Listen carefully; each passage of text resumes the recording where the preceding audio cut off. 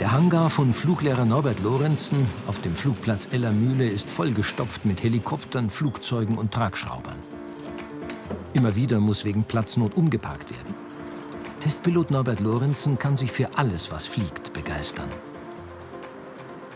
Das war jetzt mein erster Tragschrauber. Und muss ich aber ehrlich sagen, am Anfang haben wir eher ein bisschen gedacht, also wie die Tragschrauber bei uns ein bisschen populär geworden sind, ob das überhaupt, also weil das ist ja kein Hubschrauber hat eigentlich vom Flugbillard noch nie so richtig gefallen.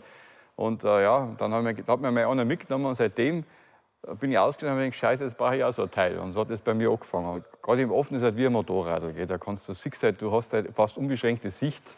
Und ja, das macht eigentlich richtig Spaß. Also, das hat schon einen Suchtfaktor. Und auch der Kostenfaktor spricht dafür. Im Vergleich zu einem kleinen Hubschrauber ist der Tragschrauber nur etwa halb so teuer.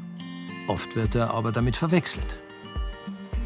Der Hauptunterschied ist der, dass beim Hubschrauber der Hauptrotor vom Motor angetrieben wird und beim Tragschrauber ist der freidrehend. Das heißt, bei dem schiebt der Motor, der hinten angebracht ist, das ganze Gerät durch die Luft und der Rotor bewegt sich so wie eine Art Windrad. Das ist wie so ein Armblatt, die stürzen ja nicht ab. Doch immer wieder liest man von Unfällen mit Gyrokoptern. Ist das Fluggerät doch nicht so sicher, wie stets behauptet wird? Also wir sagen halt bei uns in der Branche, halt, da liegt der Fehler zwischen die Kopfhörer. Ja, das ist halt, da müssen wir dann den einmal fragen, dem das passiert ist, was da genau war. Aber am Gerät, also das ist schon sehr unwahrscheinlich. Gut, dass Flugschüler Olaf Bergner das nicht mitbekommen hat. Der Finanzmanager ist bester Stimmung. Servus, wie geht's? Gut. Und so, passt alles? Passt. Super. Bist gut vorbereitet? Okay. Wichtiger Tag. Da legen wir gleich los dann, gell? Absolut. Okay. Heute will Olaf Bergner seinen ersten Alleinflug auf dem Gyrokopter absolvieren. Also selbst starten und landen. Ein Blick in den Himmel, alles grau. Aber die Sicht für den Soloflug ist ausreichend. Ist Olaf nervös, so kurz vor dem Start? Ich glaube, alles wäre nicht angebracht jetzt. Sondern eher, dass man sich konzentriert und schaut, dass man alles so macht, wie man es gelernt hat am Ende des Tages. Das passt schon. Ich bin mehr aufgeregt wie er. Nein, aber ich denke mir schon, dass das alles. Also ich habe auch ein sehr gutes Gefühl dabei. Das funktioniert schon. Das kriegen wir hin. Letzte Vorbereitungen. Olaf Bergner hat schon eine Pilotenlizenz für Kleinflugzeuge. Warum jetzt auch noch Gyrokopter?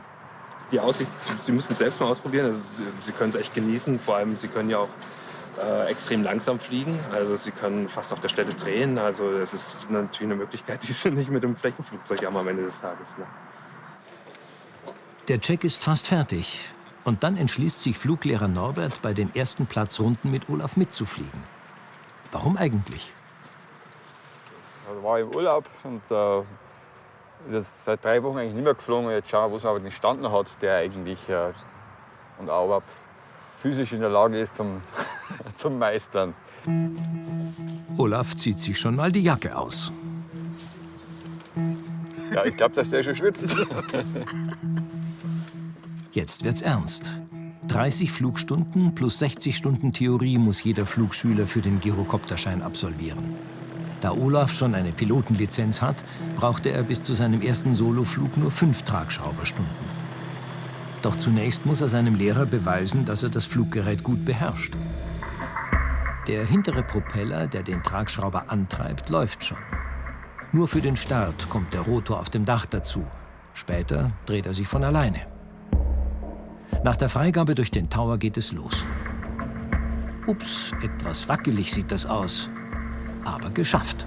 Schon ist der Tragschrauber in der Luft. Bis zu 10.000 Fuß darf er aufsteigen. Bei dem kalten Wind und Spitzengeschwindigkeiten um 140 Stundenkilometer ist es gut, dass die Kabine geschlossen ist. Volle Konzentration bei der Landung. 20 bis 30 Meter reichen für das Aufsetzen auf der Landebahn. Touchdown. Kurz geht der Bug des Tragschraubers vorne nochmal hoch.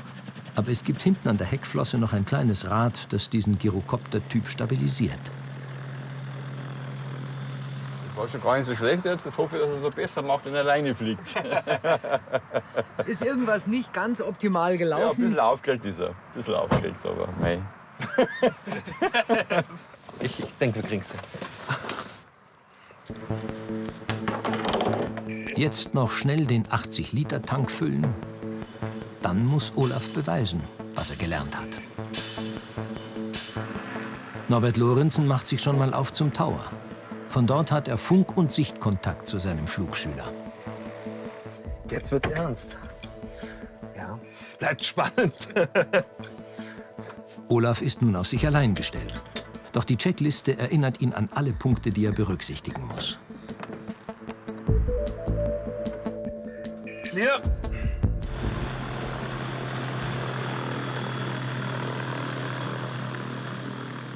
Olaf, also wenn du soweit bist, dann kannst du starten, gell? Delta Alpha Bravo, taxi all in position runway 25, ready for departure. Delta Alpha Bravo, wind west 3 knots. Delta Alpha Bravo.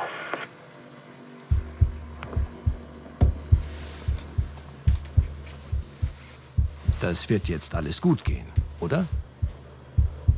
Ja, lass mal keinen los, wo nicht was oder nicht wissen, dass es kann. Und klar ist immer ein gewisses Restrisiko da, aber ich denke mal, das macht er schon. Jetzt muss er nicht vorrotieren auf so gute 200 Rotorumdrehungen. Und dann muss er den Rotorkreis anstellen und dann kann er eigentlich starten erst. Zügig Vollgas, passt auch super.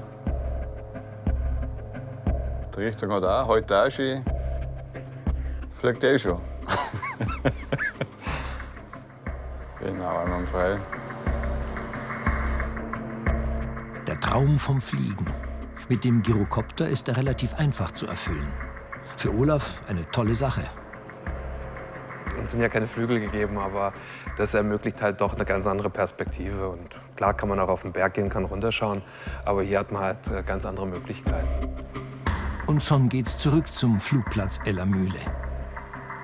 Das schaut alles super aus. Der Anflug stimmt, die Geschwindigkeit, der Winkel. Jetzt müssen wir ein bisschen abfangen.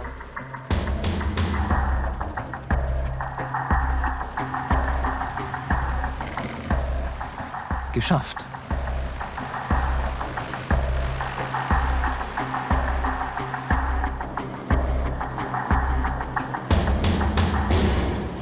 Also Olaf.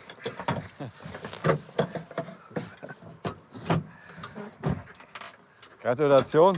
Ja, danke. Du, viel besser kann ich es auch nicht. Das ist lieb.